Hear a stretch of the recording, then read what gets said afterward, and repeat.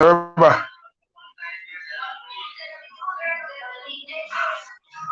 No. Volume na emo.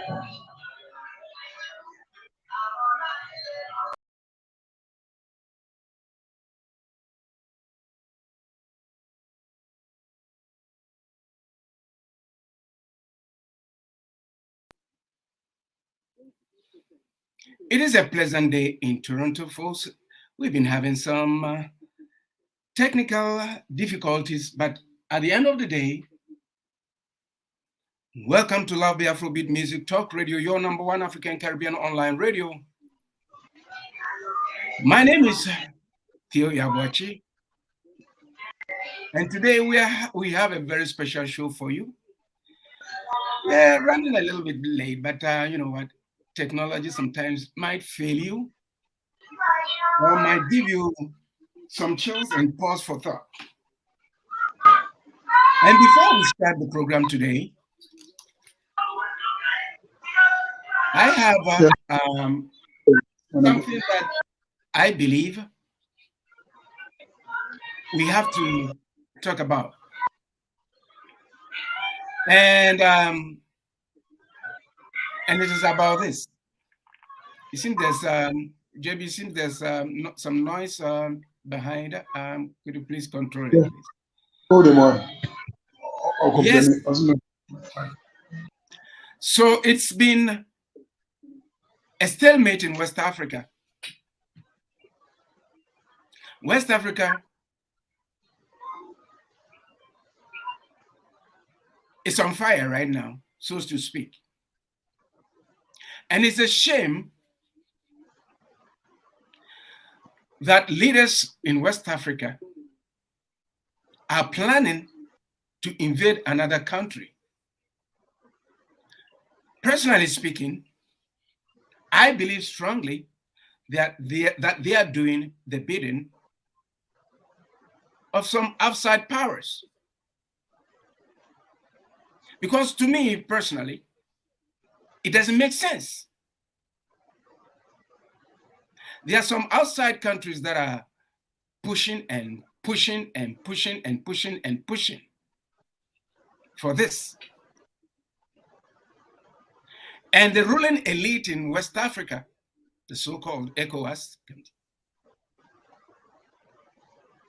are accepting this carnage, potential carnage. It's a shame indeed. The ghosts of Kwame Nkrumah, Kenneth Kaunda, Julius Nyerere, Jomo Kenyatta, Amilcar Cabral,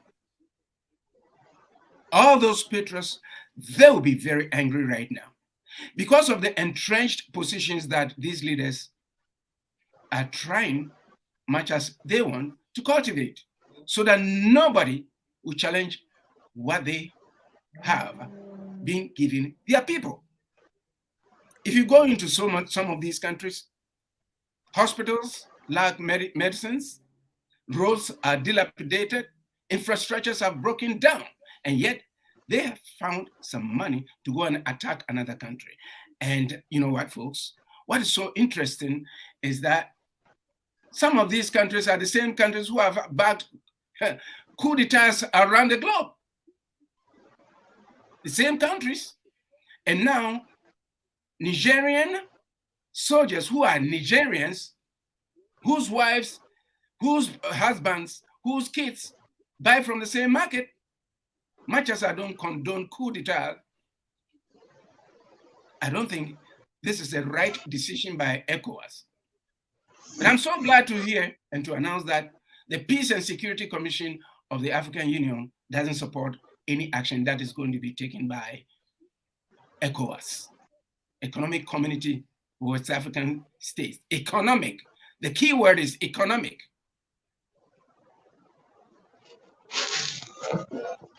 Where do we find our rights now? So the people of West Africa, the people of Africa should condemn this. You see, if you take the situation in Nigeria, for instance, there are houses in Niger. There are fullers in Niger. and you want to take the Nigerian army, some of them who may be Fulas or Fulanis or Hausas, to go and kill their brethren in Niger? What a shame. What a shame. If you take Europe, how many European countries are fighting among, apart from the Russian-Ukrainian war? They resolve issues at a level where it matters. They don't fight. They don't invade each other's country just because there's been some shenanigans out there. Civilians in West Africa should hold their presidents accountable if any blood is shed. There has to be a diplomatic way to resolve this issue, not military. The amount of money, the blood that is going to be shed has to be prevented. The ammunitions worth millions of dollars would have to be replenished, would have to be bought back. And where are they going to find that money? Well, we should all condemn any intended invasion of Niger. This has been my personal opinion, not the opinion of Love the Afrobeat Music Talk Radio management and staff and anybody associated with it. Thank you. And now back to our program. Today we have a very special guest, and my brother John Daniels, a panelist on this radio station, a staple of this program, is with us today. And today we have a very special guest in the person of Mr. Joseph Osuji, a human rights lawyer, who will be coming to deliberate on the topic,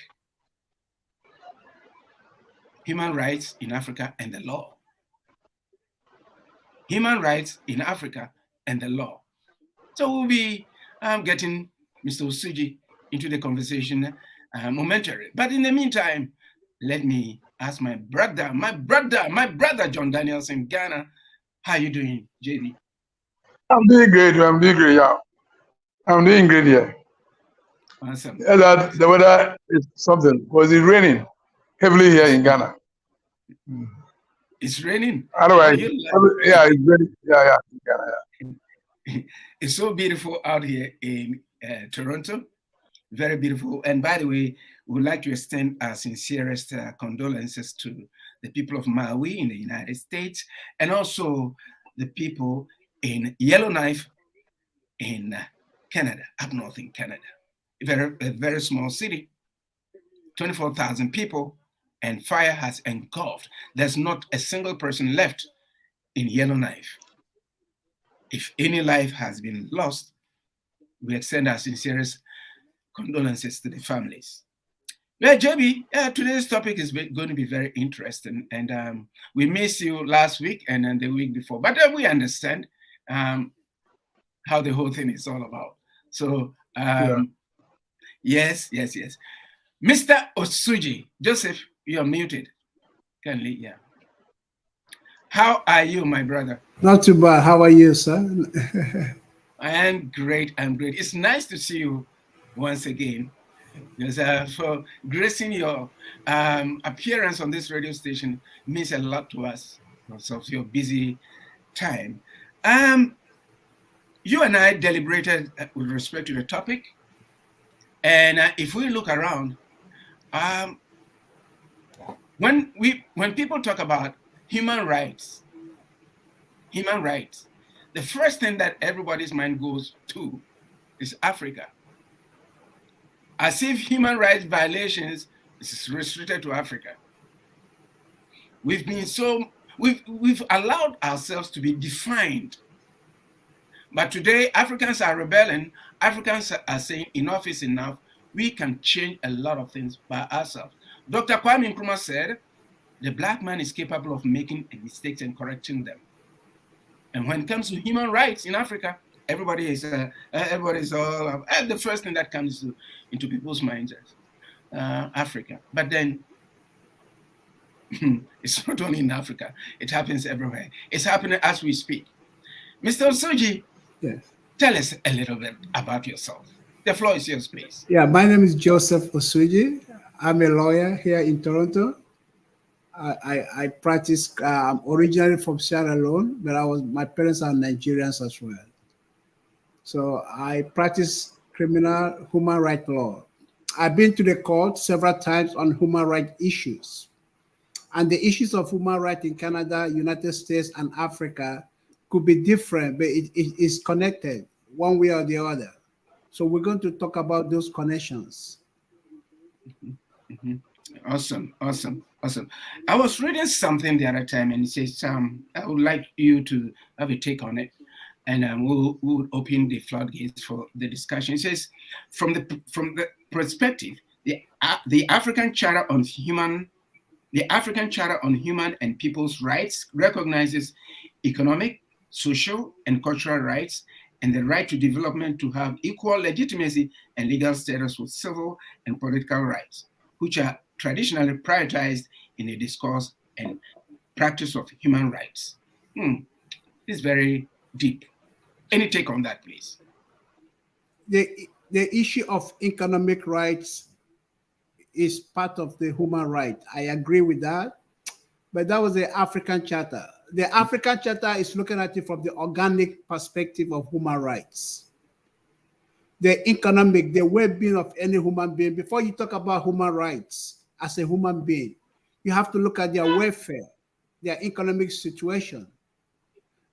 In African Charter, talks about cultural, economic. They're all connected to organic. The organic structure of human rights, the African way. The human rights actually started in Africa. But the problem is in the paper, in the document, but in reality, they don't implement it. The Charter has a great definition. So when it talks about human rights, what is human rights? Human rights as a human being, my existence as a human being, as my human right has to do if I am starvation, homelessness. If I'm homeless, how can it talk about human rights to me? So human rights, the homelessness is part of that economic aspect of the African organic approach to human rights. But the homelessness is not restricted to Africa. We talk about poverty in Africa, but in Canada here as we speak, there are a lot of homelessness issues, but they're not being defined in the human rights context in this type of the world. So the African is leading the true definition of human rights. But again, the problem is implementation, how you implement the government. So the people that drafted those constitutions, the African Charter of Human Rights, is original, but the problem in Africa is the enforcement of the human rights. That's the issue. So you mean, in essence, if I can understand you, we don't have the institutions to enforce it and then to look at it. You said something that resonates with me.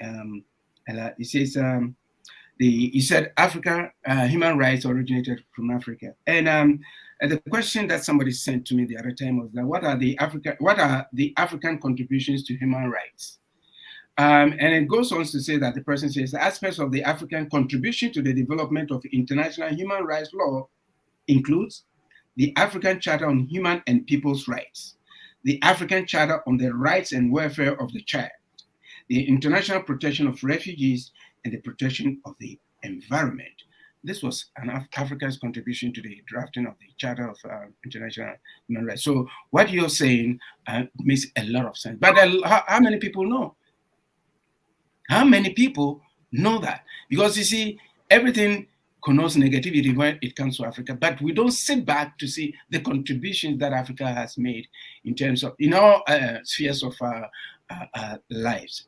JB, you have any comment and a question for Joseph?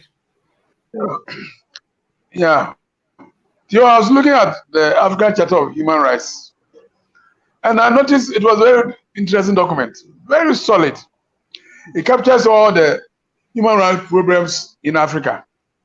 But as lawyer said, even though they have the commission, how effective is that commission? how are they implementing the human rights issues in the various African countries? That's where the difficulty is. And I share the sentiments of lawyer on that, because then if AU, through the commission, can monitor the implementation of human rights issues in the various African countries, and if any nation goes against those implementation, then necessary sanctions are applied.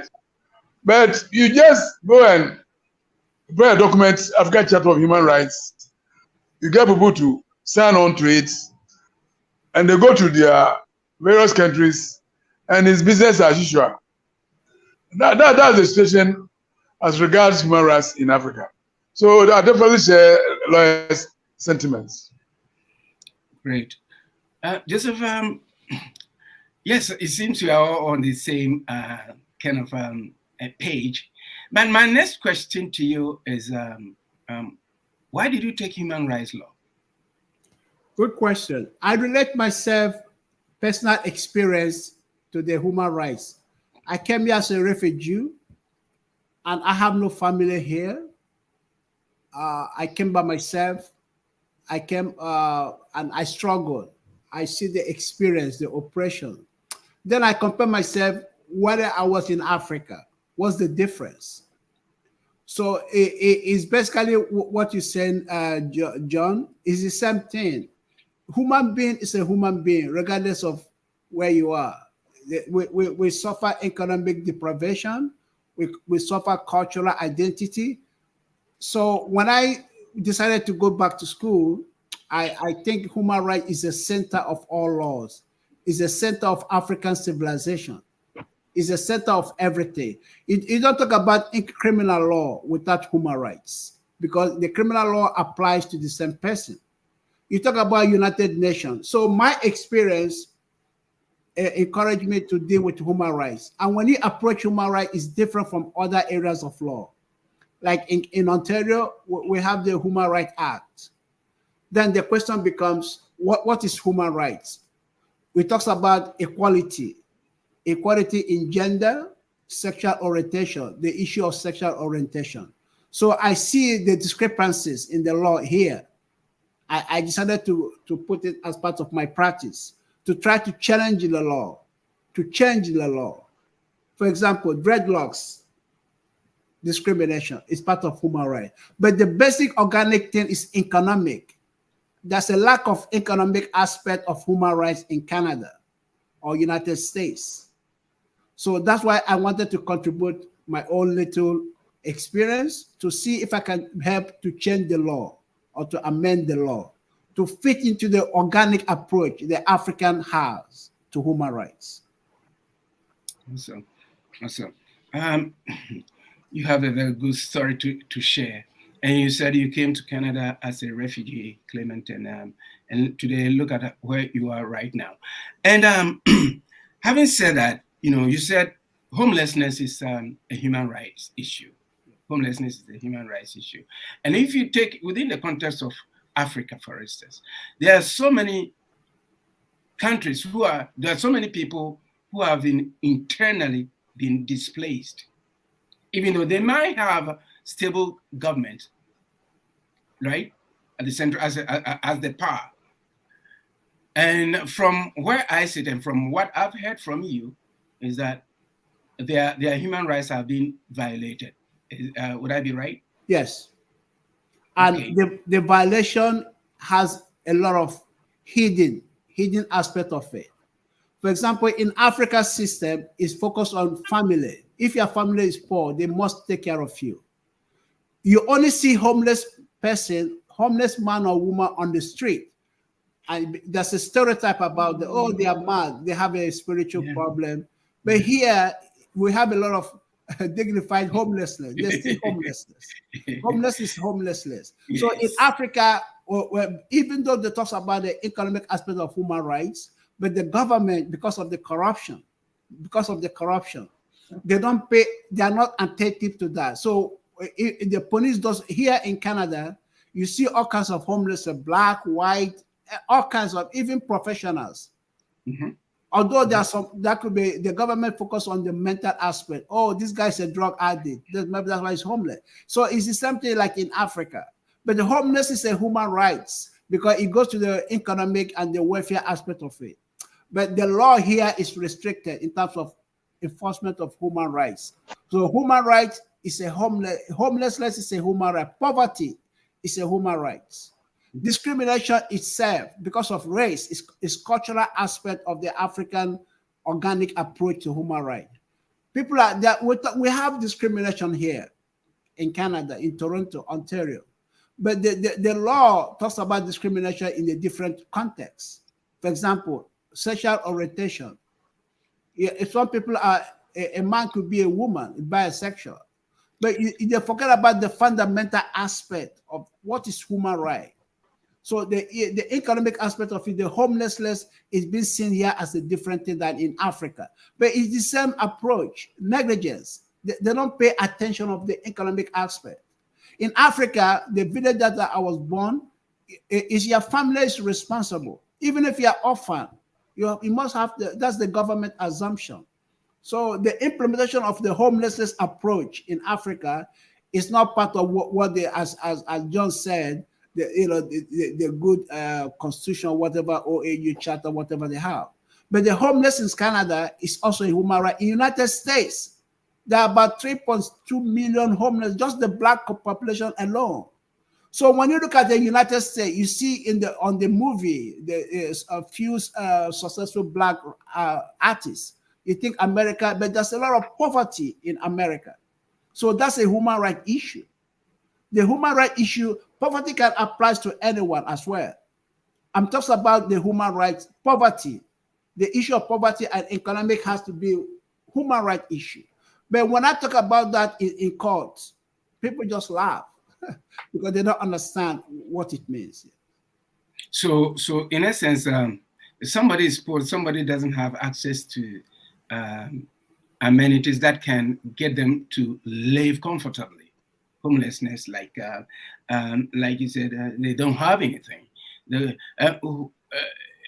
On this part, on this part of the world, you're saying that is it the responsibility of the government or the responsibility of the family? But because you're talking about Africa, Africa is the responsibility of the family. But over here in North America, is the responsibility of who?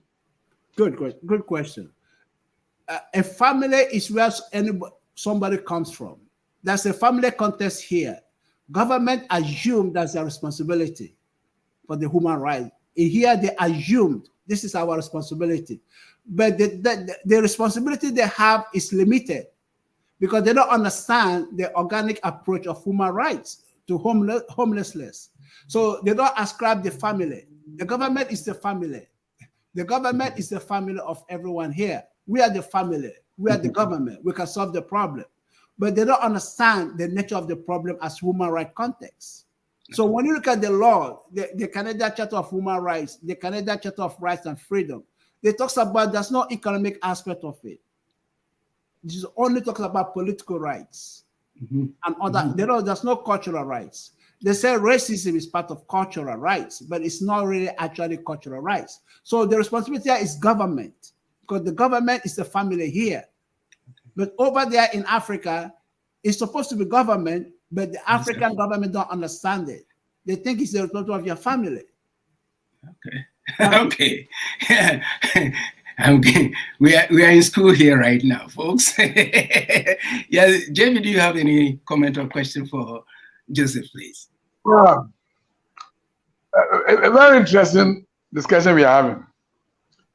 In Africa, the family is our immediate or extended family. But in Canada, the family is the government. So you notice that in the African circumstances, don't you think it's rather the responsibility of the government who should take care of the displaced people? But because of corruption, as you said, that's why the government is checking their responsibility and allowing the immediate family to take care of their unfortunate people who are displaced or that kind of stuff. Because once we pay our taxes, one did you take it that is a government which should use our taxes to take care of or the entirety of the population in the country. But if the African government check their responsibilities and rather leave the feeble ones in our society to the care of their family, I suspect then all governments are the same. Because if they get a chance, they will check their responsibilities to their citizens. But maybe in Canada, they think that they are putting the structures that if you are there and you are educated, you take the basic school and you go to work, you are not lazy, you should get work. But it doesn't work that way. How many jobs do we have? Can the jobs take on everybody and give them sustainable wages? It doesn't work that way. So I think we should impress upon our governments to look at the social safety nets in the society, whether in Canada or in Africa. Because definitely, once we pay our taxes, we expect our governments to be responsible to take care of the unfortunate citizens in our countries. I agree. And one of those solutions could be free education. For example, the government is the biggest economic power, regardless of where you go, the government. Not just the taxes, they have other sources of revenue from the country itself. Africa is blessed with mineral resources. Oil, look at Nigeria. But the government can afford to look at the economic aspect of human rights in Africa. I'm talking about Nigeria, for example, Ghana. But here, they are spending money to go to Niger. But that resources, as Teofilo said, should be properly channeled to poverty, homelessness. The same soldiers come from family, the same soldiers that they're being used. So there's a misunderstanding of what is human rights in Africa and the role of the government. They take our taxes, but at the same time, they take our resources, the oil. Me and you, sir, we don't have access to oil revenue. It's the government. But they should understand the human rights aspect. For example, each village have a clean water, free tap water. You know, have food banks. There's no food banks in Africa, even though people can afford it. So your food bank is the family. If the family cannot afford to feed you, well, you are out of luck. But how can the family afford it when some people are very educated, but they don't go to school in Africa. Some children are born bright. They can't afford to go to school. Here in Canada, they have OSAP, some kind of government assistance. At least it's a little bit of a help. But in Africa, it's zero. If you're from a poor family, you cannot do anything. And that's part of the economic aspect of the human rights. So I agree with you. The government should be the backbone of all of it, regardless. Government is government. Okay. Folks, we're in conversation with Mr. Joseph Osuji, a human rights lawyer based in Toronto. And he's doing some wonderful work in his practice. And you'll be seeing more about Joseph in the coming days and years ahead of us. And folks, my next question to Joseph is, how can we use the law to change this in Africa? Good question. Africa have a good approach to human rights. The problem is implementations. For example, the law in Africa is fragmented. The law in Nigeria, the law in Ghana, the law in Senegal, they have no specific human rights law. Even the OAU Charter and all these things, they are not being enforced. So there was no enforcement force. So to use the law in Africa is to understand the law. For example, in Ontario, there's an Ontario Human Rights Act. In Nigeria, there has to be a specific law that applies to Nigeria, not just the OAU, the whole Africa. When you say Africa, there are different aspects of Africa, different needs. So there has to be a steady law, enforceable law. Not just, and the police can enforce it. The police can enforce the human rights law in Africa. For example, the police can apprehend a poor child, can address poverty in the villages if you train them and take them to the state authorities. Because the police is authoritative in Africa. We understand the police force. So the police can be used to enforce human rights law in Africa. Without that, the police themselves have to be trained. For example, you go to a village in Ghana, they have no running water. There's a poverty there. You can take their information and report it to the local authorities for help. And the local authority will take it to the state authority. That's part of the enforcement. You don't have to have the specific law, but the problem in Africa is enforcement, how you enforce human rights. So the police, the military can also use to use the law to enforce the human rights in Africa. For example, I was reading a news of a little boy in Uguta, one of the villages in Nigeria. This guy, when he was born, they say he has talents. He has talent to discover things. He was trying to imagine things. He has no computer. He has no help. So a local church, the church is also part of the institution we can use, but the church itself can be corrupt as well. That's the problem in Africa: corruption in different aspects. So economic hardship can be enforced by the police, by the church, and by the local authorities there. But the question is, what is the law? So we don't have no specific law. It's fragmented. That's the problem. There's no focus on human rights law. Okay. Mr. John, if you can respond to that, if I'm right. Yeah. JB, the floor is yours. Yes. You are in Africa. Yeah. I think it's deliberate. But definitely, if you want to talk about human rights pertaining to a country in Africa, it will mean that then you talk about educating the populace, You talk about giving them economic empowerment. You talk about giving them health facilities. You talk about all those human rights.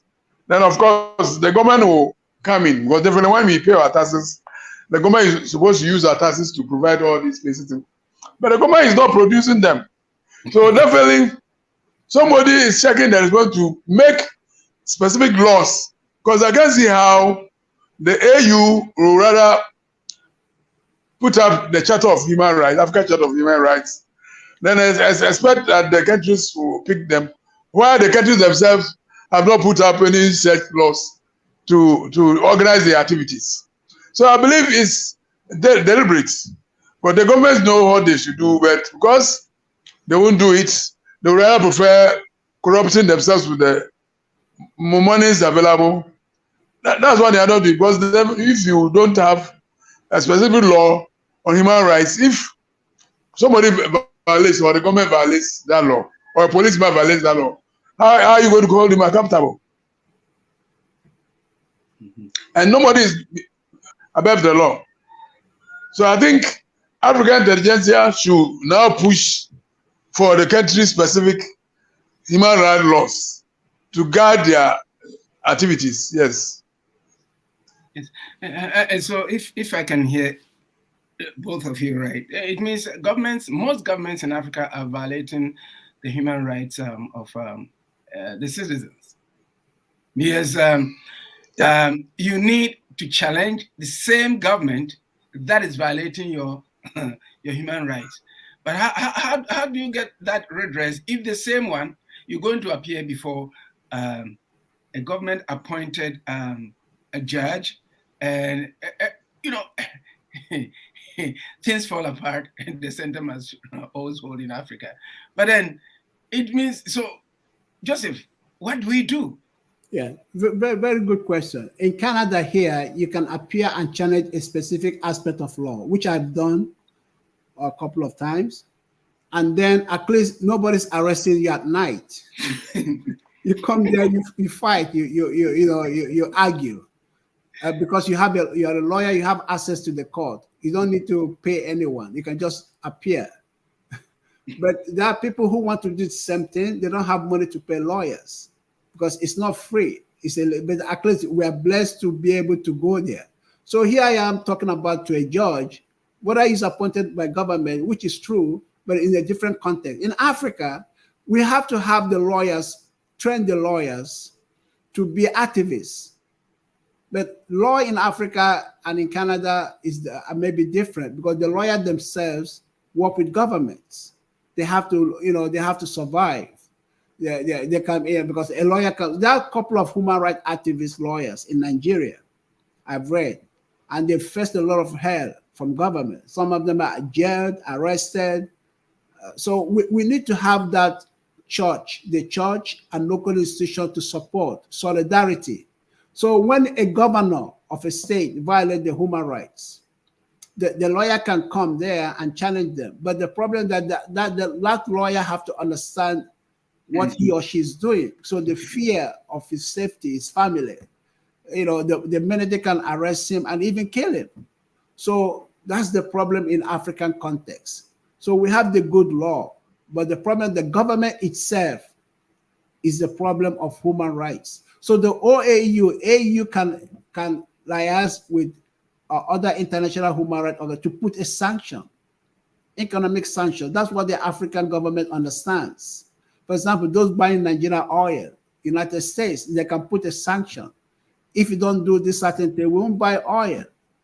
But the Americans have different interests because the human rights law in America and Canada is not perfect. They think, so that's the economic, that's one of the way African government understand. Sanction. I'm not gonna buy your oil. Whatever Ghana produces cocoa, we're not gonna buy it. So if you don't do, but it's hard to, it's easy to say, but it's hard to implement. Yeah, but Joseph, if you come to look at it, the same government of the United States, right? People are suing them. They are not doing it. So how can you sit down for the person who is not following the same law that values its citizens? How can you allow that person to sanction another country? It doesn't sit well with me. Yes, the difference now, the same person that United States and Canada have economic leverage over the African governments. Even though they don't enforce their own law, they think they are perfect in human rights. So they come with the issue of superiority. I'm coming to look at the Nigerian president. People are pressurizing him to come to intervene in Niger and Ghana president. So because of the economic leverage, the France and United States have. So they can use the same economic leverage, which African charter, AU charter is better than any human rights instrument I've seen to implement, but it's difficult because the government, both governments work together for certain goals. But we talk about a good law in Africa, the AU. So how to implement it? So sanction could be one of that. But again, it's difficult. But don't you think the AU rather, if the AU was such a force that is guiding us, unlike the OAU, yes. Right? Yeah. One thing, let me digress a little bit. I think the mistake that the founding fathers of the OAU did was that what they could have done wouldn't have been speaking about it. What they should have done was to promote one language, one president, ministers from different countries on a rotational basis and stuff, so that we will speak with one voice. Because as it stands right now, we have the French version of civil liberties, a French version of their laws. We have the English one. So basically, even to start with, for starters, there's confusion right there. Because how do you do it? Unless we take it from a point where it starts from the top, we say, you know what? Let's have one common denominator that can bring us together and implement it. But in the absence of that, I don't think, and I wouldn't accept the United States, Canada, UK, EU, any other country to come and enforce human rights law in my country, in Africa, if I'm from Uganda, just like what is happening in Uganda, having passed the LGBTQ law, the United States says, we are going to sanction you. How dare you? It's my country. African societies are very conservative. Whatever anybody does, that's fine. You can pass your laws in your countries. I can pass mine, but don't come and use your economic leverage, because things are changing right now. The world is not unipolar right now. So I think from where I sit, my question right now again is, how do we implement it? How do we get the institutions to be very solid and then do it? Because we can be dancing around the dancing floor, nothing will happen. JB, your take on that? Yeah, I was going to comment on what is happening in Nigeria at the moment. Before then, all of us were complaining about the way France has treated the ex-colonies, the way they are asking them to pay recolonization fee of 50 billion per annum. Right. And you go to those former French countries, and there's serious abject poverty, that they need money to develop those countries. Now, somebody organizes a coup to remove a government that has links with the French government. Now, ECOWAS goes to a meeting and plans to restore the former government that was in bed with the French government. And even have gone for that to say that they are going to invade Niger with their military might. And you know, when the military are engaged in such conflicts, they turn a lot of displaced people to the neighboring countries. Then the human rights of those countries, you know, a person living as a refugee, you can't work, you have to depend on the benevolence of the home country. And so the United Nations Refugee Fund will drop in something. It's very difficult to be a refugee. But I was expecting that the African leaders in West Africa will look at all these issues before they even decide that they will undertake such a venture. Theo? Yes, you know, Joseph, yeah, he's frozen, but he's making a very good point. Yes.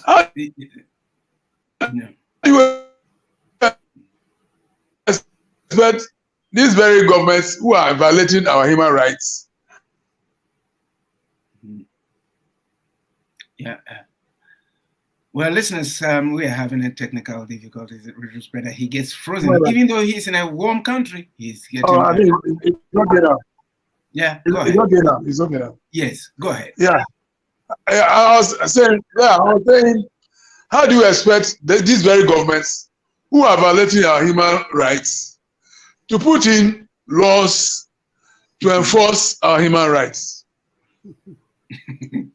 That's the problem of Africa. Because the governments know that when they put in the requisite laws, it goes with some economic benefits to the citizens. So how would they put in the laws and implement and put pressure on the economy of the country? That's why, not that they don't know what to do, but I sincerely believe that it's deliberate. And if the citizens themselves don't mobilize themselves to their state governments to put up such laws, it will not come today or tomorrow. But I think, John, I think just like you said, or I think Joseph said, it's lack of education. Because if you look at it, I quite remember back in the day in Ghana, when Dr. Kwame Nkrumah, he wanted, just like Fidel, he wanted everybody to be able to read and write. Because if you look at the illiteracy rate in Africa, well, the ruling elite take advantage of it. But I think things are changing. If you take Niger, for instance, the students have come out. A lot of people, about 70% of the population support the coup. But you see, much as I don't condemn coups, we're talking about human rights right now. So right now, as we speak, do you think, Joseph, do you think that the countries, I mean, we're talking about the law, ECOWAS has got any standing with respect to going to Niger to invade? Because like how I look at it, they are also flouting the laws, as I said before. So how can, just like the United States going to Africa, or the United States saying Uganda, you can't pass that LGBT, it's the same thing that the ECOWAS governments are doing, that well, you can't change governments. Who won't allow you to change government? Is it not? Is the please help me Yes. out. The issue of colonialism is still, the legacy is all involved in all of this. Nigeria, one of the have oil resources, they can't even take care of their poor people. Mm-hmm. They say from the military to the civilian government is the same thing, the same corruption. So here you are trying to intervene militarily in another country. It's part of colonialism, the colonial legacy. How can you do that? So that's what we are talking about earlier on, that the influence of the colonial masters is still behind, like United States, France. So the Nigeria did not look at it, the ECOWAS did not look at the economic, the human rights aspect of their intervention. They did not look at that. And Theophilo, you said that most of these people are educated in the Western world. Some of the leaders, the military, they go for training. They understand this law, but as John said, they lack the appetite or understanding to actually implement the law. So the ECOWAS, by human rights standard, cannot intervene because they're not going to enforce human rights. They're going to change to restore the status quo. Basically, yes. It's not human rights intervention. How many times have we heard of ECOWAS intervening for human rights intervention? Why can't ECOWAS intervene in Nigeria, Ghana? Why does it have to be small countries like Niger, Ivory Coast, even Niger, Mali? They like to intervene in the smaller countries, not for human rights intervention. We're asking for restoration of human rights awareness of the African government, a campaign, a serious campaign for me and you and John and other people. We have to start the awareness campaign and take the risk to educate the African government about their mandate for human rights under the AU Charter. So the intervention lacks human rights mandate. They have no, even under the ECOWAS rules, they cannot intervene. So in essence, can any citizen right now take the leaders to court, to the international whatever court that may exist? Yes, we can. I have me and you as together. We can start the initiatives. Nobody have done that.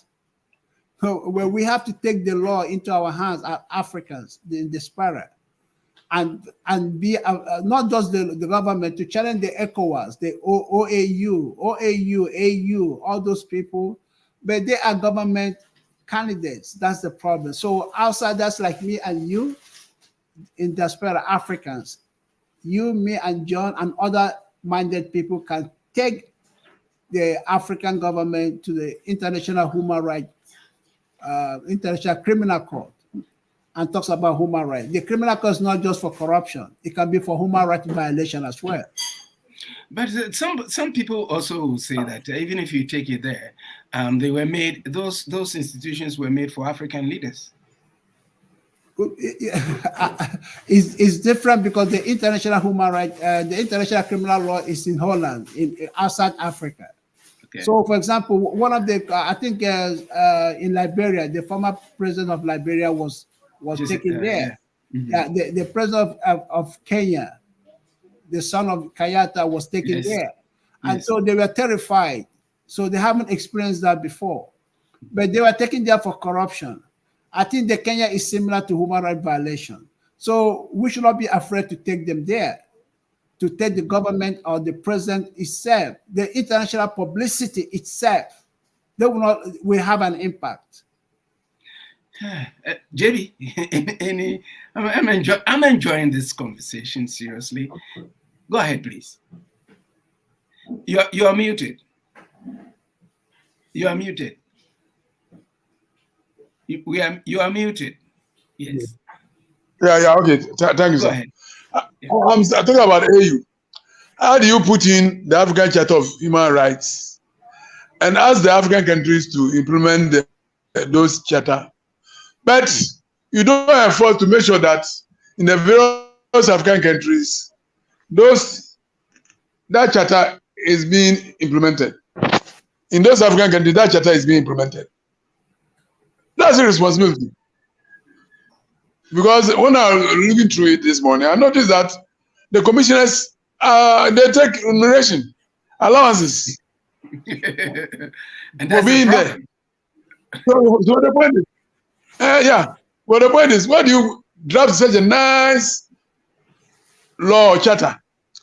Then you ask the African countries who are signed to it to implement them in their countries.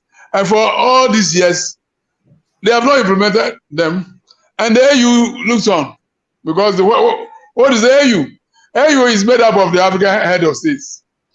You see, so then it comes to the same point that the African governments are not ready to put up the human rights laws in their countries because then they don't want to implement it. Yeah. You see, so the same applies to the AU.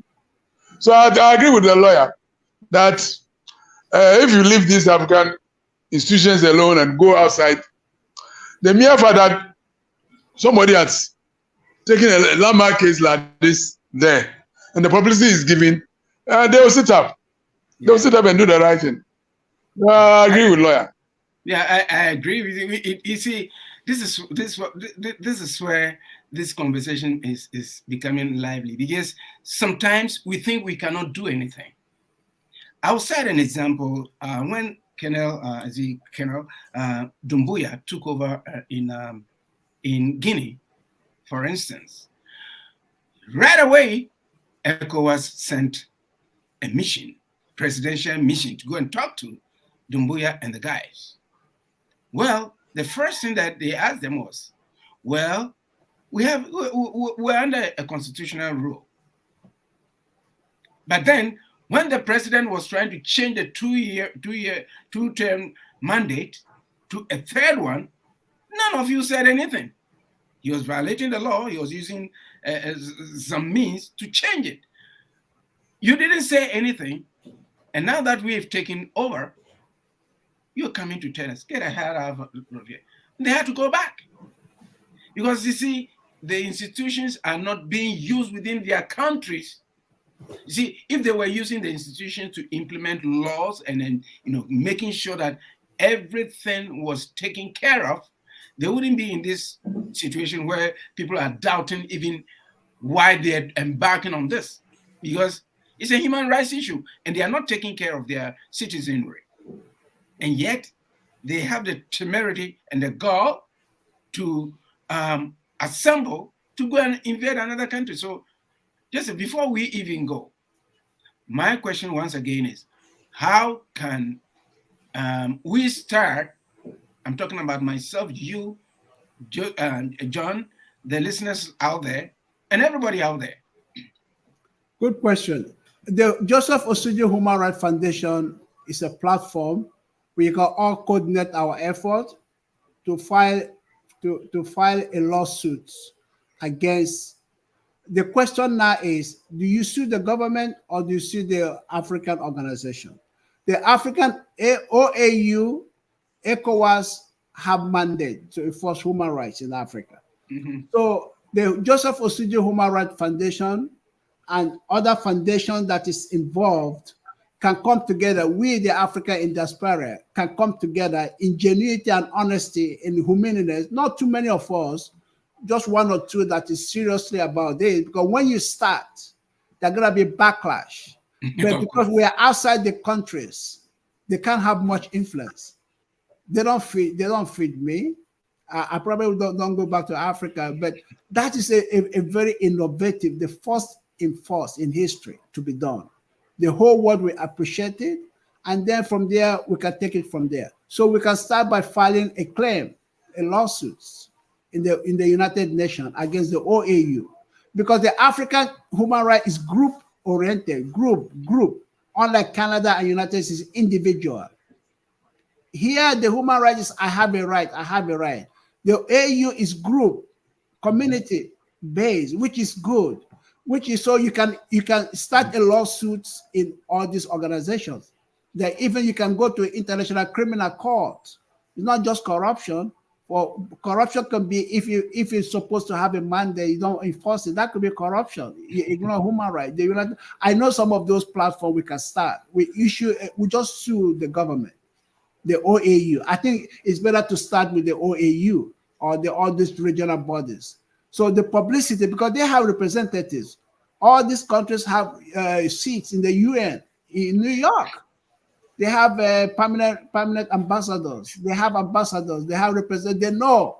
Those are the publicity itself will be once in a kind, Mr. Theophilus. If we can organize it, I am ready to be on board. We have the foundation, and it's called Human Rights Foundation. And John can assist us, and we all do it together and initiate a lawsuits for negligence in enforcing human rights under the AU. As a matter of fact, we are going to have the representative of the African Union on this program sometime next month. Everything is being done, and tentatively he's agreed to kind of come and join us, and we can address this because it doesn't sit well with us. It doesn't sit well with a lot of people. John can tell us. In Ghana, for instance, my understanding is that people are not going for it, and it seems the government is playing, not getting too much involved, and then playing like they are not part of the whole damn thing, but they are part of it. You see, and if we don't do anything like people of African descent or Africans, what we see right now is that these same leaders are using this coup to entrench their positions.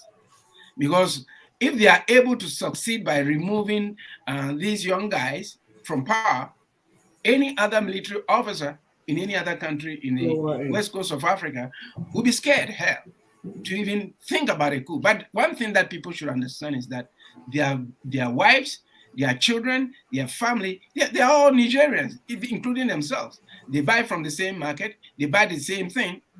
So they have every right to protest. They have every right to change whatever they want to do is within the context of their countries. But then if you look at, holistically, if you look at it, the institutions are not there in Africa to implement these in so many different ways because people don't trust the justice system.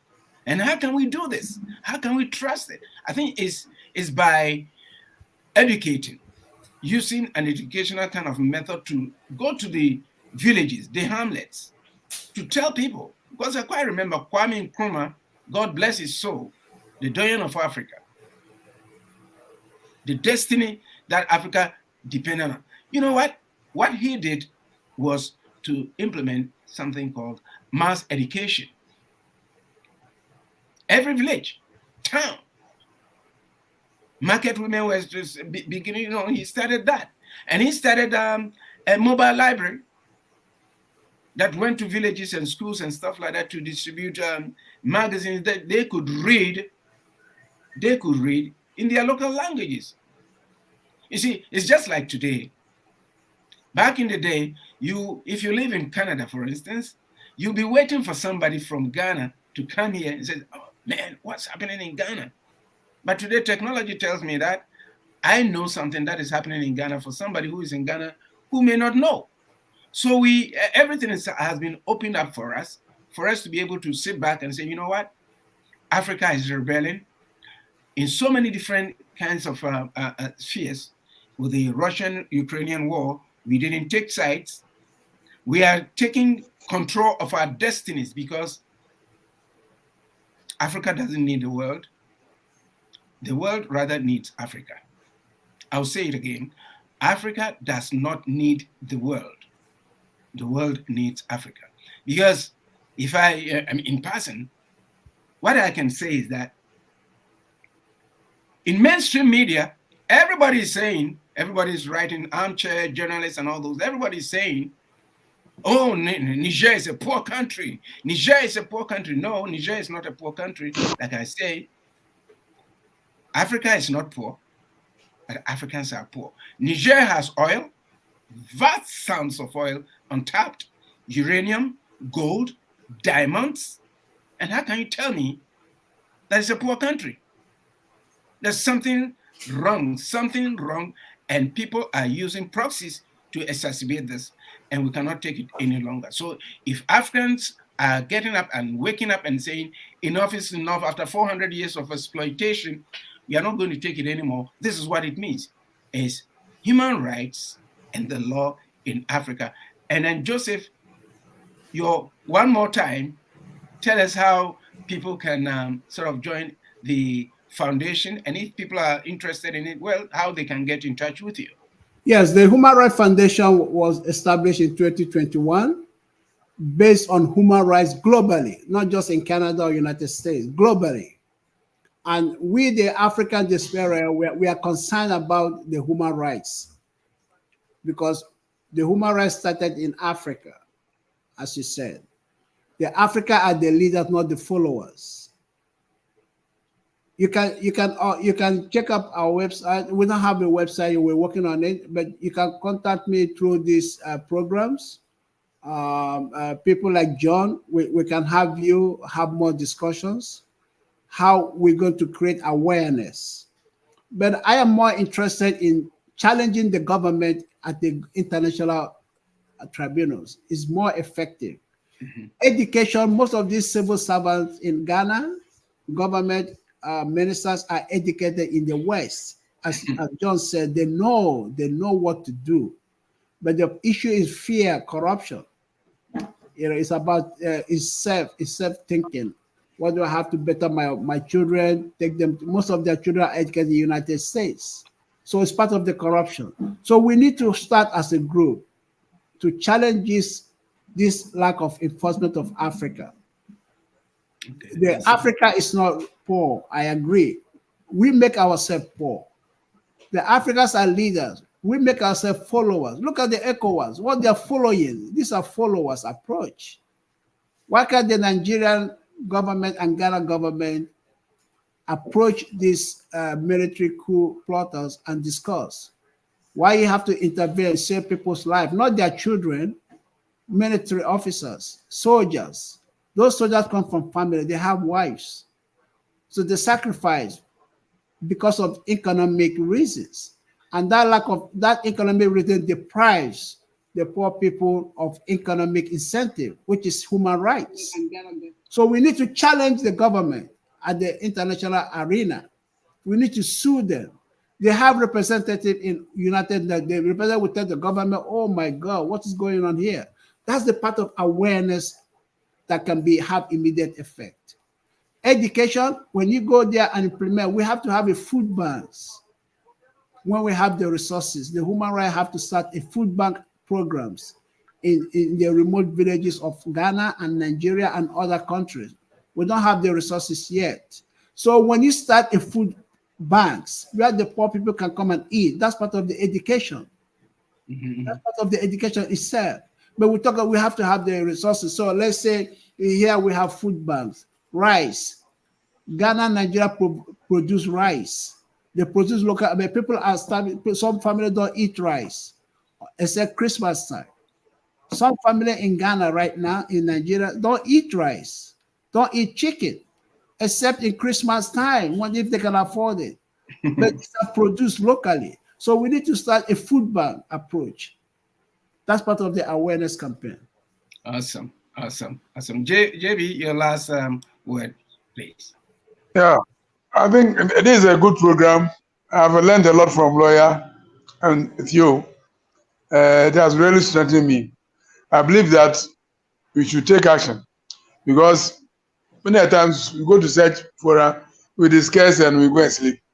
But if you follow up with action, concrete actions, it will help benefit our people. So I'm all out for lawyers suggesting that we should move a step further to take action against the African governments, especially the. Yes, and I agree totally and wholeheartedly with it. And Joseph Osuji, a human rights lawyer in Canada, and he has a foundation, Joseph Osuji Human Rights Foundation. Folks, check him out, because there's a lot of work to be done in Africa. Africa is not poor. Africans are poor. And who has made Africa poor? It's lack of leadership right now as we speak. Lack of leadership, lack of understanding of how they've been, elected to do. They've been elected to solve problems. They don't solve problems, but rather they go look for problems elsewhere. From, in this particular case, with this Niger thing, I think it's neither here nor there. So the ECOWAS leaders will have to think again. The Peace and Security Committee at the headquarters in Addis Ababa at the African Union level do not support this intention of spilling lives. Do we need it right now? No, we don't need this kind of policies. Rather, we should rededicate ourselves with our governments to make sure that the little man in the little village out there has good pipe-borne water to drink, has good food to eat, good Medicare and Medicaid for them, so that if they fall sick, they have to be able to go to the good hospitals in the countries and not fly and get healthcare outside of their countries because they are the president and prime ministers and ministers. They have access to that, but the poor man in the village doesn't have it. So that's where the energies will have to be concentrated instead of having to amass arms to go and kill one another. We are brothers and sisters in God, in country, and in Africa. We love Africa. Once again, Africa is not poor. Africans is poor. And right now, there's a vacuum with respect to leadership. And until we see you again next week, take care of yourselves and each other. And remember, if you are watching us on YouTube, you see the bell down there? Just click on it and like us on Facebook. We'll be back again next week. Take care. Bye-bye.